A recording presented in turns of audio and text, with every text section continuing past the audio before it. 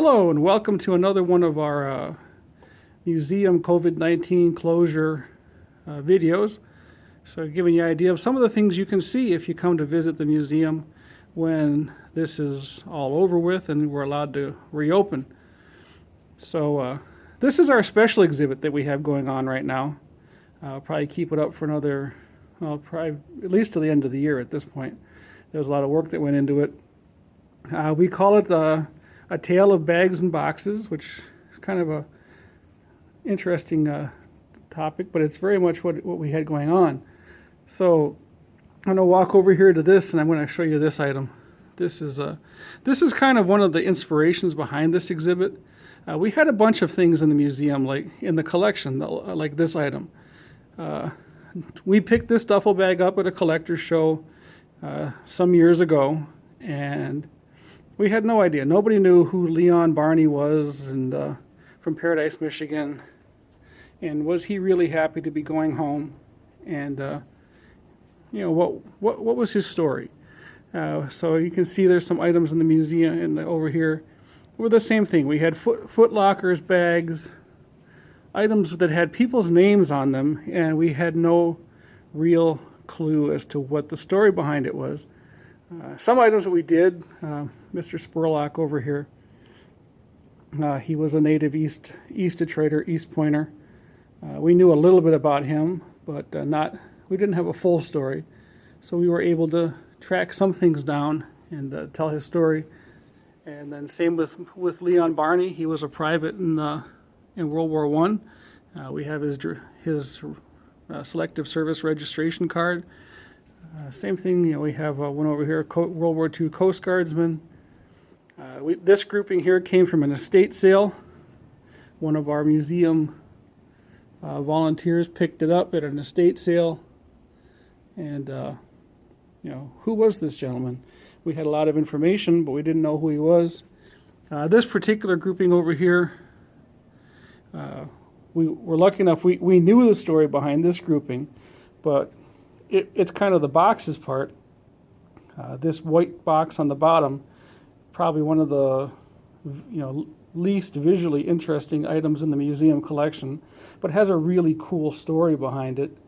And so we wanted to do that as well. So, not only point out the fact that we have items that have people's names and we didn't know the story, but we also had items like this that normally a museum wouldn't put out on exhibit because it's a white wooden box.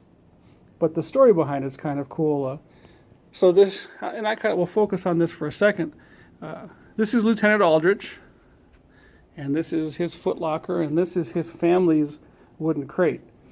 So Lieutenant Aldrich was part of the June 6, 1944 West Point graduating class, the D-Day class. He ships over to Europe, and he's one of the survivors of the Leopold. So that was the ship that was torpedoed in the English Channel on Christmas Eve of 1944. He's one of the gentlemen who survives the sinking of the Leopold in the English Channel, which is a story that was covered up for years. Originally, we didn't have this panel about the Leopold up here. And after we kind of started doing some more research into it, I'm like, we need to still tell that story as well. But so we have that.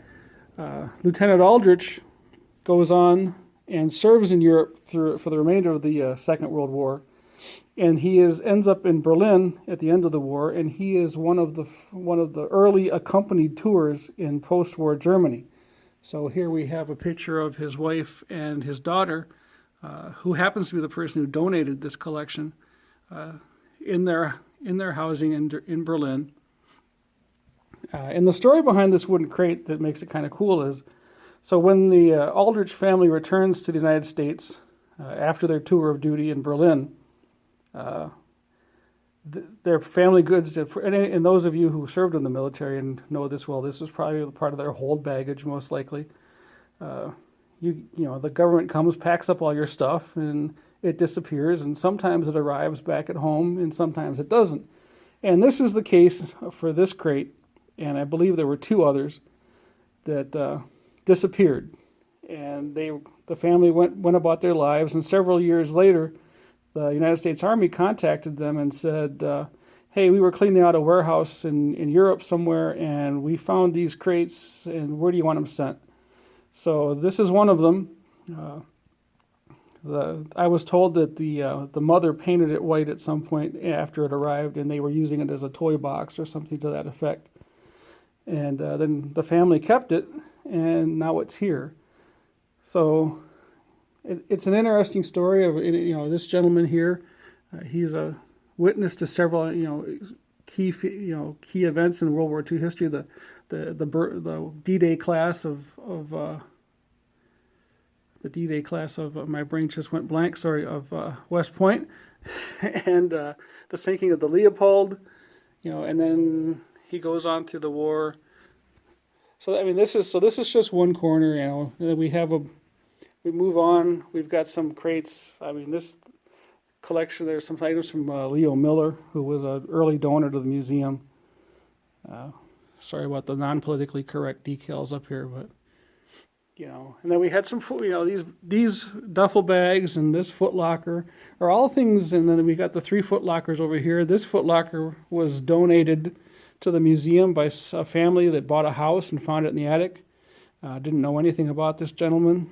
And this is actually one that stumped us. We've been able to find almost nothing on this gentleman.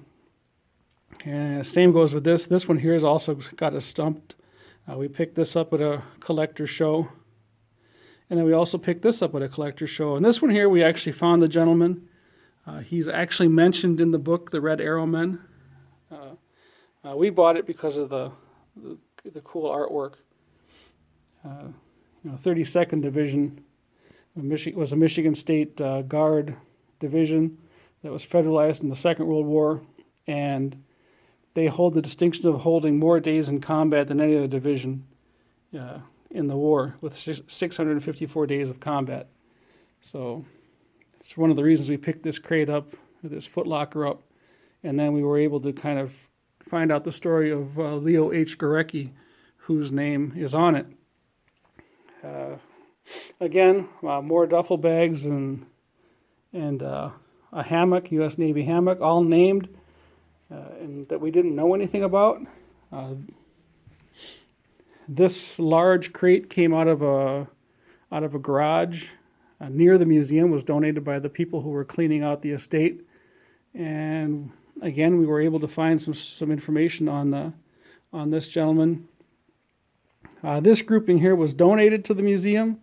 It's kind of cool because this ordinary cardboard box had all of this stuff crammed in it. And we end up having the story of 3 veterans, 2 wars. This gentleman here is a World War I veteran who obviously loved to go to conventions because he has a lot of convention ribbons, post-war. He was a member of the Military Order of the Cootie, and then so he was World War I. Down here we have a World War II submariners collection. So our question was, who was this person and how was he related to this person? So it turns out that this gentleman here married this gentleman's daughter. So that was a son-in-law and father-in-law.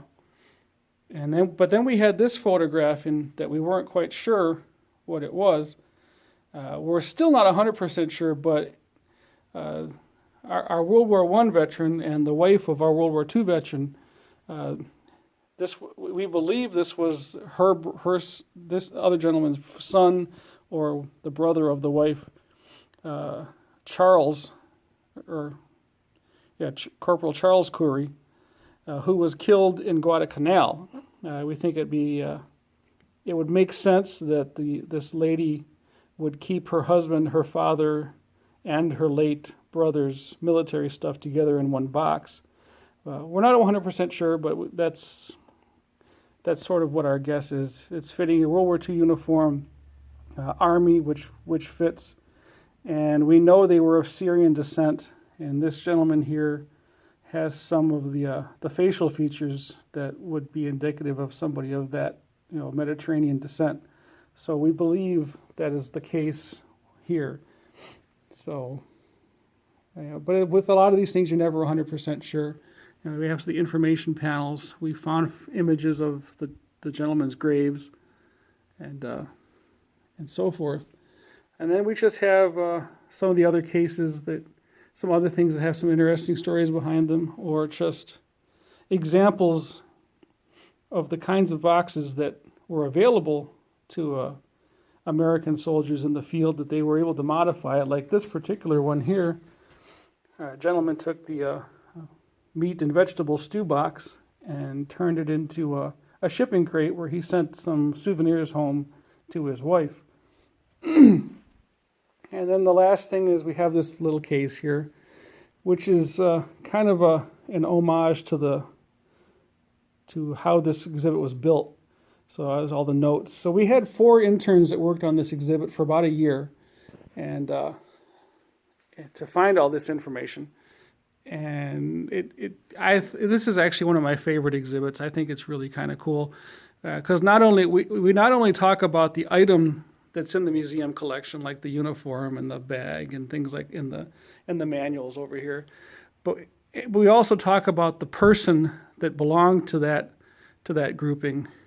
And we also made an effort to discuss the process. So each one of these panels talks a little bit about how we figured out what we figured out, what sources we used, what led us to what. So it's kind of a little genealogy lesson as well, which is something I was not really 100% familiar with at the beginning, and I have a greater appreciation now of what genealogists do, because we went through a lot of layers of information to put this all together. So come on by the museum, check this exhibit out while it's still up, and hopefully we'll see you when we're given the all clear to reopen. So thank you very much.